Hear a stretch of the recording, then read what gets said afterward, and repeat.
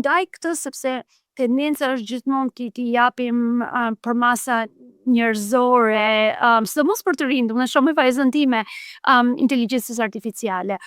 Por do është e rëndësishme ta kuptojmë që nuk e ka këtë aftësi, sepse kur e shohim anën negative, nuk mund të presim në logjikimin e inteligjencës artificiale, të paktën në këtë pjesë të pjekurisë inteligjencë të teknologjisë, pa pasur njerëz në proces, pa pasur atë auditimin human të rezultateve që marrim, sepse disa nga rezultatet janë të vetë krijuara, të shpikura, që është shumë e rëndësishme kur bën prompt, siç thuhet, kur kërkon informacion të përkosh faqet dhe burimet nga vjen informacioni që po të jepet. Së dyti ka probleme për shembull, nëse je duke dhënë ose marrë me një nga modelet dhe vazhdon i bën pyetje të ndryshme dhe mundohesh ta filtrosh më tepër, ta saktësosh më tepër pyetjen, ata nuk janë në gjendje të mbajnë kontekstin e përgjigjes origjinale. Sado tokës që janë njësitë të cilat përdoret, mund të përdorësh dhe të marrësh informacionin, sado njësi të përdorësh nuk duke janë në gjendje të mbajnë kontekstin, mbas një pike të caktuar e humbin atë. Ajo është problematike.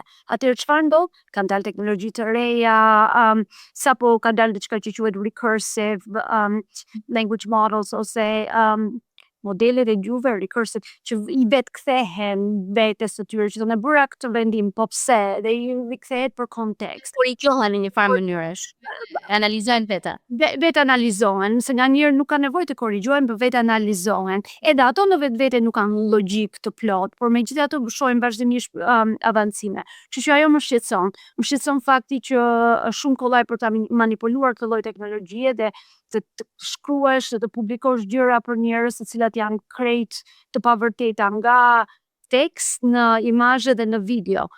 Kush është më tashmë mbajtësi të vërtetës dhe çfarë është e vërteta dhe fakti. Pyetje më filozofike kjo se kjo qëllimi i këtij podcasti, po diçka e rëndësishme. Gjëja tjetër është për sulmet kibernetike, sepse inteligjenca artificiale e bën sipërfaqen digjitale akoma më të madhe.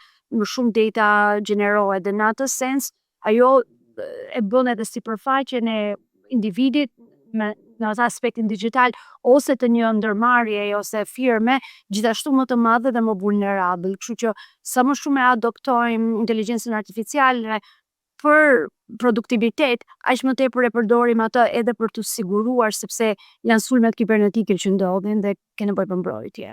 Faleminderit shumë Rudina që po përpiqesh ta zbërthesh edhe me shembuj konkret dhe të drejtë për drejtë. Do t'jap unë tani një shembull nga i cili kam frikë, kam ankth, me thënë të drejtën. Flitet që së shpejti do t'jenë robotët që mund të kryejnë dhe operacionet të ndryshme kirurgjikale. Unë personalisht, ndoshta ç'është e brezi i hyni, unë do të kisha frikë të hyja në një sallë operacioni ta dija që do më operonte një robot, në kushtet kur dikush mund të haki sistemin dhe nuk e di se çfarë komande i jep, apo në kushtet kur nuk kam atë besimin që kam tek një njeri që e shoh përballë dhe e di që ky është doktori. A e shet ti këtë të rrezikshme në një moment kur do të shkojmë te ky nivel automatizimi, apo mendoj që gjërat deri atëherë do kenë marrë më shumë përgjigje edhe për nga niveli i sigurisë? Jo, më lejoni të jap një pyetje dy pjesëshe.